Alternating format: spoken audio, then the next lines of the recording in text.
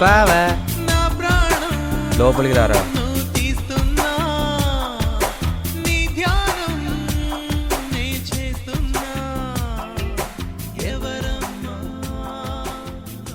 ఒరే పవను, నేను విన్నది నిజమేనా? ఏం విన్నావు? ఏంటా నిజం? అదేరా, నీ లవ్ ఫెయిల్ అంటే కదా. నిన్నే శ్రీను కూడా ఫోన్ చేసి చెప్పాడు. అసలు ఏం జరిగింది ఏంటి? ఇప్పుడే చెప్పాలా? సరళ కిందికెళ్ళి టీ తాగుతూ తిరిగ్గా మాట్లాడుకుందా నీ లవ్ స్టోరీ గురించి. అమ్మకి చెప్పేసి వస్తా. ఆ అమ్మాయి గురించి అమ్మకి ఎందుకురా? టీ వరకు చెప్పేసి వస్తా. సరే ఇప్పుడు చెప్పరా అసలు ఏమైందో. అయినా అమెరికా వాడు బిల్లాడం వెంట పడ్డట్టు నువ్వేంట్రా అమ్మాయిల వెంట పడటం అసహ్యంగా. అయినా త్రివిక్రమ్ తన సినిమాతో కొత్త ట్రెండ్ సెట్ చేశాడు. ఏంటి? అమ్మాయిలే అబ్బాయిలకి ప్రపోజ్ చేయడం. అవి చూసాక కూడా నువ్వు ఇంకా అమ్మాయిల వెంట పడ్డావేంట్రా? చిచ్చి ఆపండ్రా. ఇప్పటికీ అమ్మాయిలకు సైట్ కొట్టడానికి అమ్మాయిల హాస్టల్ దగ్గర గంటలు గంటలు వెయిట్ చేసే అబ్బాయిలు ఉన్నారని నీకు తెలుసా? నాకు తెలుసు. ఇప్పటికీ అమ్మాయిల చూపు తమకు తగిలితే చాలు అనుకునే అబ్బాయిలు ఉమెన్స్ కాలేజ్ దగ్గర వెయిట్ చేస్తున్నారని నీకు తెలుసా? నాకు తెలుసు. ఇప్పటికీ అమ్మాయిలతో మాట్లాడడానికి బస్ స్టాప్లో వెయిట్ చేసే అబ్బాయిలు ఉన్నారని మీకు తెలుసా? నాకు తెలుసు. ఇవన్నీ చూసే నేను ప్రేమలో పడ్డాను. సరే కానీ అమ్మాయి ఎక్కడ ఉంటుందిరా? అమ్మాయి జియోగ్రఫికల్ లొకేషన్ కావాలా లేక నా లవ్ హిస్టరీ కావాలా? జియోగ్రఫీ లిస్టులు నాకెందుకురా బుజ్జా? నీకు అమ్మాయికి మధ్య జరిగిన కెమిస్ట్రీ గురించి చెప్పు. చెప్పడం ఎందుకురా? చూపిస్తా చూడు.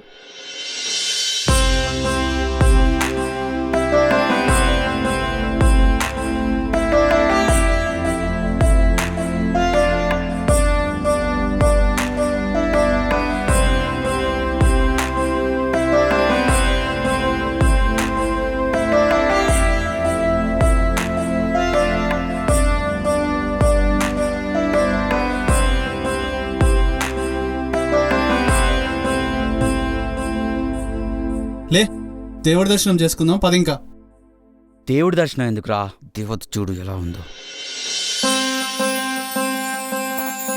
అబ్బా ఎంత అందంగా ఉందిరా. హార్ట్ లేని వాడికి కూడా హార్ట్ అటాక్ వచ్చే అంత అందంగా ఉంది. సరే, నువ్వు హార్ట్ అటాక్ తీసుకుని చచ్చిపో. తన హార్ట్ ఇచ్చేసి తను నాదం చేసుకుంటా. ఎందుకంటే మొదటి చూసింది నేనే, తను నాకే సొంతం. ఏం మాట్లాడుతున్నారా నువ్వు? అంటే ఆమ్స్ట్రాంగ్ చంద్రుడి మీద మొదటి కాలు పెడితే చందమామ వాడదైపోతుందా? చోకా నవ్వురాలా? నవ్వురాలే అంటే సీరియస్ అనే కదా. ఆ అమ్మాయి విషయంలో నువ్వు సీరియస్ అయితే నేను సీరియస్ అయ్యాను. సరే, నువ్వు సీరియస్గా ట్రై చేసుకో, నేను సిల్లీగా పడేస్తా. సిల్లీగా ట్రై చేసే అమ్మాయిలు పడరా? సిల్లీ పెలో. సినిమాలు చూసి అమ్మాయిలు అప్గ్రేడ్ అయ్యారు మామ. వాళ్ళకి లైఫ్ లాంగ్ హ్యాపీగా ఉంచే సీరియస్ లవ్ కన్నా ఆ క్షణం హ్యాపీగా ఉంచే సిల్లీ లవ్కే పడిపోతారు. తెలుసా నీకు? అవునా? చూద్దామైతే. సరే చూద్దాం.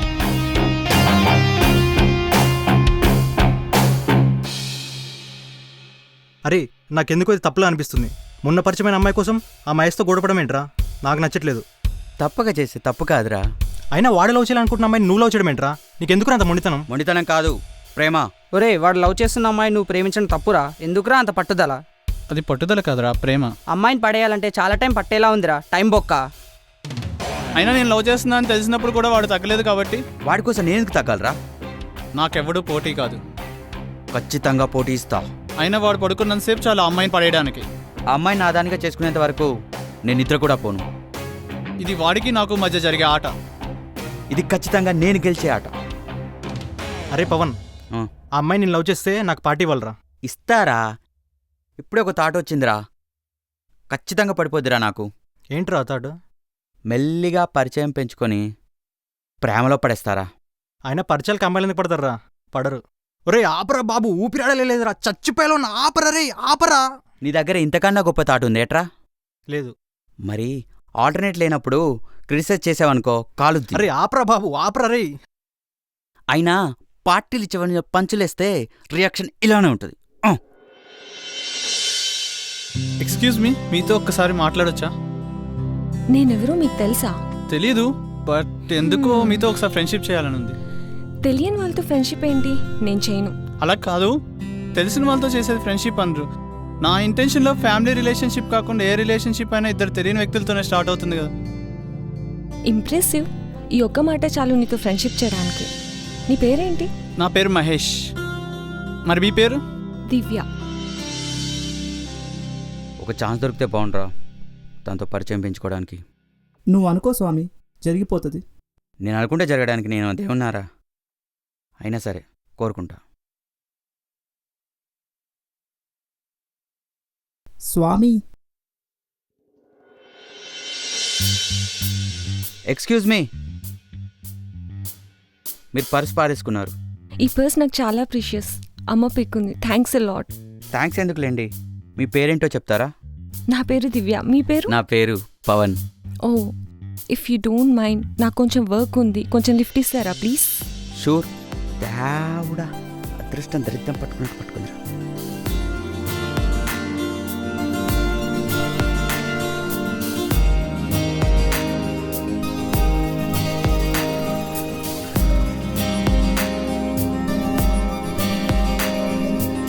Thanks, bye. Bye. Phone number అడగచ్చు కదా. మీ నెంబర్ ఇస్తారా? మీతో ఫ్రెండ్షిప్ చేయాలని ఉంది. Yeah sure. 9848230345. 9848. Okay bye. Okay, bye.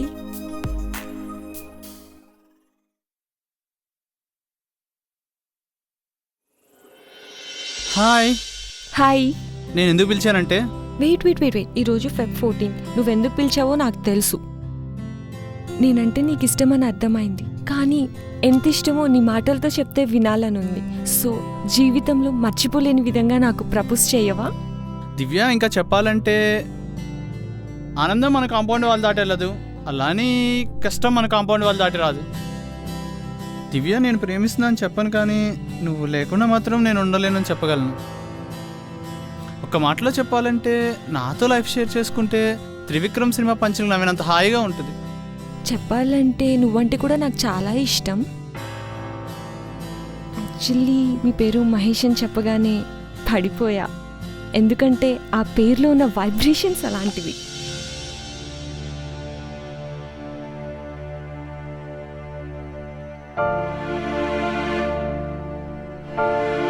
అరే శ్రీను, పార్టీలేం లేవురా. ఏమైందిరా Pavan? I am love failure. రే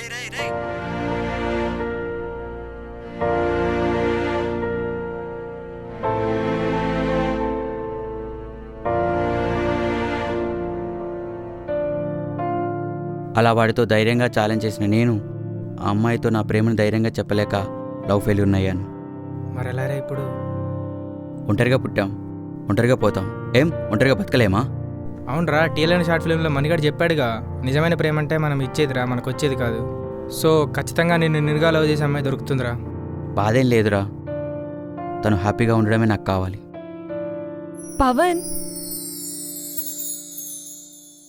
నువ్వేంటి ఇక్కడ? ఏమైపోయావు అసలు? Feb 14 అప్పుడు నువ్వు నాకు ప్రపోజ్ చేసావు. ఎంతలా వెయిట్ చేశానో తెలుసా? ఎందుకు చేయలేదు? అదేంటి మహేష్, నువ్వు ప్రేమించుకుంటున్నారు కదా, నా ముందే కదా మేము ప్రపోజ్ కూడా చేయించుకున్నాం. మీ ఇద్దరు హ్యాపీగా ఉండాలనే దూరంగా వచ్చేసా. అయ్యో, తను నా ట్విన్ సిస్టర్ దివ్య తేజ, నేను దివ్య వాణి. అయినా ఇంతలా లవ్ చేసే అబ్బాయి దొరికినందుకు నేను చాలా లక్కీ. ప్రపంచం అంతా వినిపించేలా నన్ను ప్రేమిస్తున్నానని చెప్పవా ప్లీజ్? I love you. నువ్వే నా ప్రపంచం. అలా వెళ్తూ మాట్లాడుకుందామా? ఆ రోజు నేను పారేసుకుంది నా పర్స్ కాదు, నా మనసు. అండ్ ఇంకొక కోఇన్సిడెన్స్ ఏంటంటే, నాకు పవన్ కళ్యాణ్ అంటే చచ్చేంత ఇష్టం. నీ పేరు పవన్ అనగానే ఇంకా అదే రోజు డిసైడెడ్, ప్రేమిస్తే నిన్నే ప్రేమించాలి అని. పవన్ అనే పేరులోనే పవన్. అద్భుతం జరిగేప్పుడు ఎవరు గుర్తించలేరు, జరిగిపోయాక గుర్తుపట్టాల్సిన అవసరం లేదు. స్వామి, ఇది నీ దర్శనం, నిదర్శనం.